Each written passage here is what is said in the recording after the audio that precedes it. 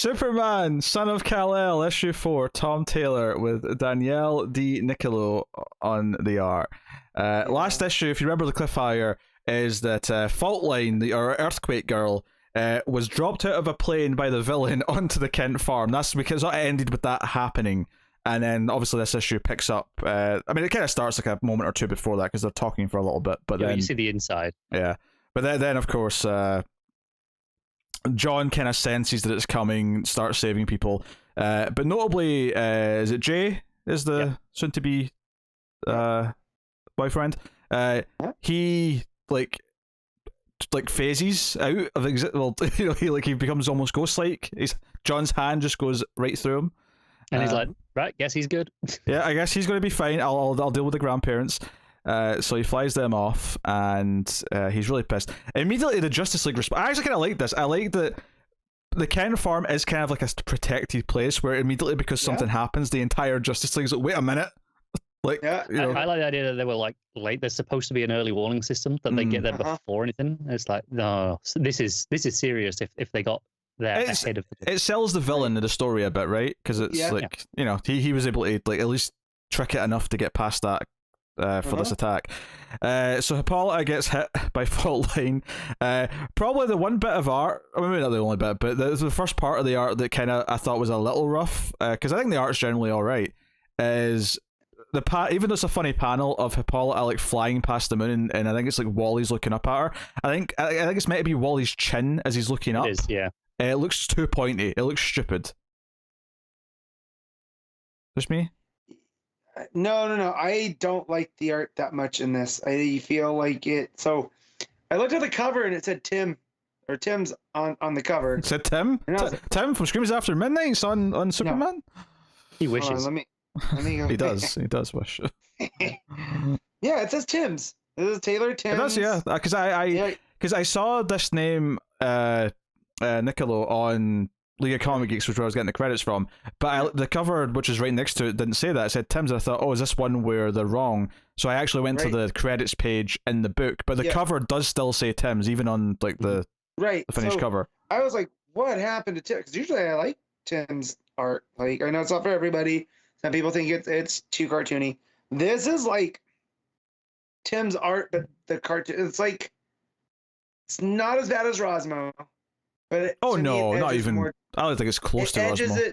It edges the cartooniness towards that a little bit more. Sure, no, I mean I agree with that. Like I do think it's a step down from Tim's, but I don't. It wasn't like offending my eyes most of the time, other than one or two like moments where like things were just a bit too angular, or like heads were a bit too stuck out, or or whatever. I mean, young John is in memories mostly a smile.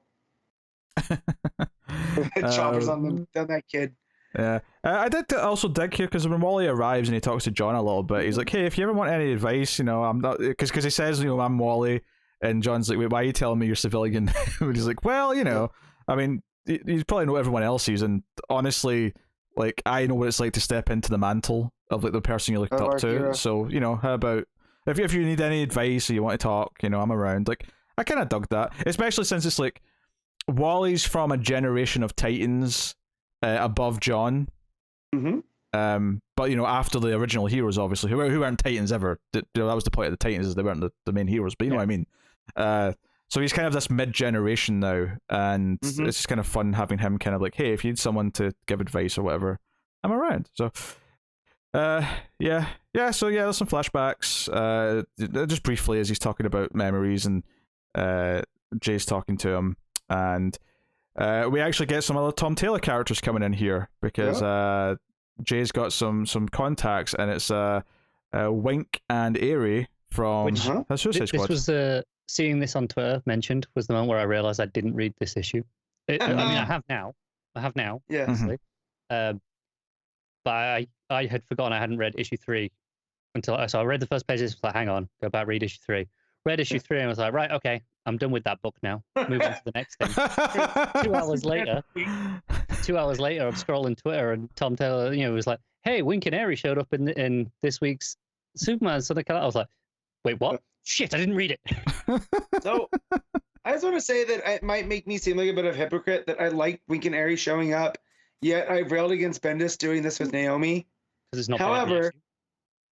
However, this has not become a trope with Taylor, right? And that it feels like these guys are making like an actual cameo, that they're not. It's not going to be. It doesn't. Yeah, it doesn't feel like it's going to be about them now, and it also feels a bit more natural given what they were doing in Suicide Squad and. Right. You know, so if you haven't read 3 pages, not 3 issues. Yeah. So if you haven't read that, it's like, oh, okay, that's fine. It's not like you don't need that. But if you did read Suicide Squad, you get a little bit more of a.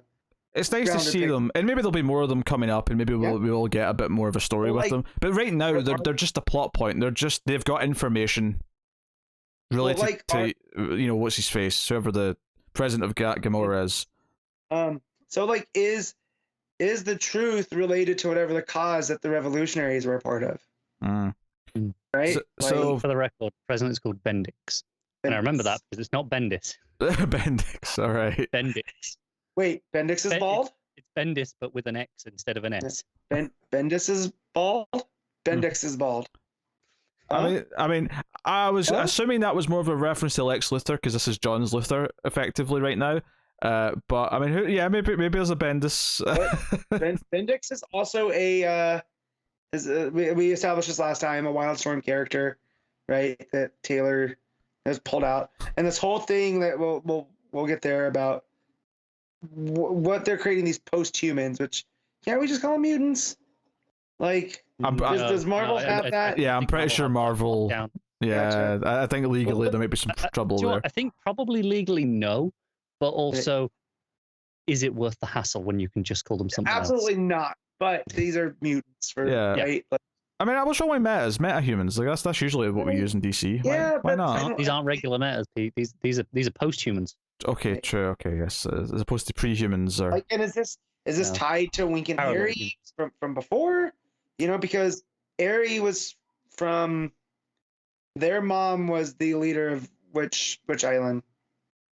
Oh, I'm not going to pull that out of my ass, Matt. Random Caribbean island.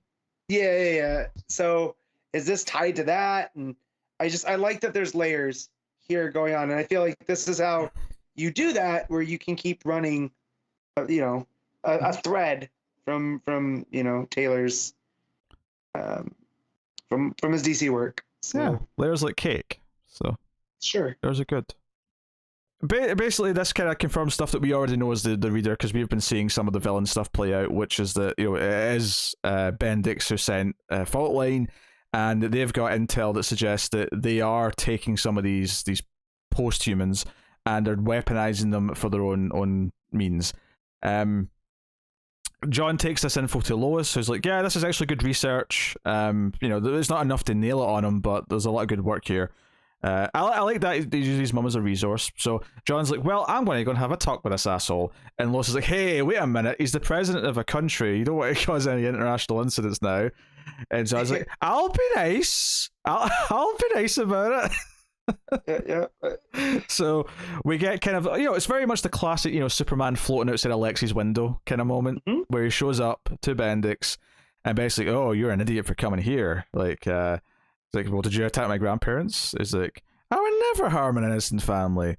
Like, Gamora is a peaceful nation, and you've been tricked anyway. Those people you saved, they're all fugitives. They're criminals. It's very North Korea, right? Yeah. Like, yeah. Yeah. So, John hears someone screaming. This is all a trap, though. This is all to lure John into a trap. And we actually tie in, because, issue 1 was fairly standalone, relatively speaking, but this kind of brought it back in.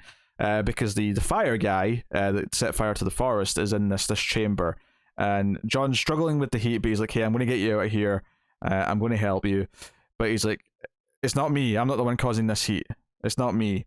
And John flies up, he gets blasted with a bunch of rays from this it's almost like a cerebral looking room. He gets blasted with all these rays. He flies out up into the sky, and he's like, no, I can't control my powers, my body's changing, whatever they've done to me is messing with me. So he's like just firing his heat vision into the sky. He's like he's losing control. And that's our big kind of cliffhanger. And his super hearing's also kicking into overdrive, where he can hear everyone, but he can't really do it's like his cells have been supercharged. Overcharged, yeah.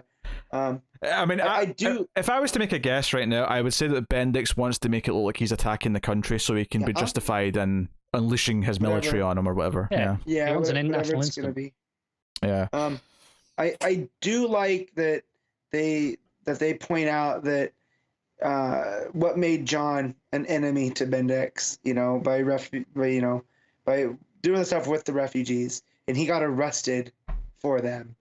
And it was like, it wasn't the fact that he rescued a bunch of them. It's, almost that he took the stand. He made a statement. Yeah, and that's what's pissing off Bendix, because he seems to be someone that, he understands how subtle gestures work. Yeah, I suspect this is not simply just spite, and petty revenge either. I suspect it's let's discredit, John, make him look like he's unhinged, he doesn't know what he's doing, he's coming after me, and therefore, the world stage will then be more, on my side. Yeah, I would say it's not about revenge, it's more about he sees John challenging him as a long-term problem that could keep spiraling into more and more questions and more opposition. So it's more of a strategical play than like he's pissed me off play. Not that he doesn't seem like someone who might also be petty as well. I'm sure that there's a little bit of that. That might be there as well, yeah. Can't rule it out. But and we know that the island, Gamora, is they're for whatever reason messing with these post-humans, and whatnot. So it's funny to me that when you think about Wink and Airy and where Airy comes from, and just like Tom Taylor maybe because he's from Australia, has a thing for islands. Think about Unkillables. It's like saying we have a thing for islands. Well, I'm just saying your guys' works of art aren't constantly set around island. Like even think about Unkillables with the tree lobsters. Okay, sure. That was all from an island. Right, that was super isolated. I feel Tom Taylor and islands go together well. I feel like an island is a broad enough idea that I don't think that it can, him using it a few times means any sort of preference to island stories. If anything, like if I'm thinking of islands in storytelling, my first thought is Bond villain Les. So yes, we're actually done with the Superman book anyway, more or less. When we spiraled off into island talk. Cool. What are you giving it, Matt? I'm going to give this 7.5, mostly because while I enjoyed all the words, I'm not a fan of that art. So it would be a lot higher if not for the art. Okay, Connor? So I'm going to give it an 8. I think I did enjoy it quite a lot. I didn't have as much of a problem with the art as Matt did. I'm not going to say it's great or anything, but I thought it was fine. Yeah, I'm going to probably go with 8 as well. I think this, unlike some other Taylor books, didn't start off like at amazing level. It kind of just started off like, okay, there's promise here, and like we'll see how it builds. I think as it's went on, it's done a good job of sort of building what the mantra of the book is, and I think now that Superman's actually gone, I think it's going to benefit from really letting John have to, like, I think him going to see his dad a few times throughout the book in the early few issues, I wouldn't say it hurt it per se, but it did mean we were still kind of just dealing with the build up to him eventually being on his own as Superman. So now that we're actually there, and he's making these leaps by going and speaking to a leader of a foreign nation who is a villain, I think those big steps are starting to feel kind of a big deal and important. So that's starting to click. I think the art wasn't too bad, but there is definitely some problems with it, and it's not as good as the regular art. So I hope Tim's is back soon. But me too.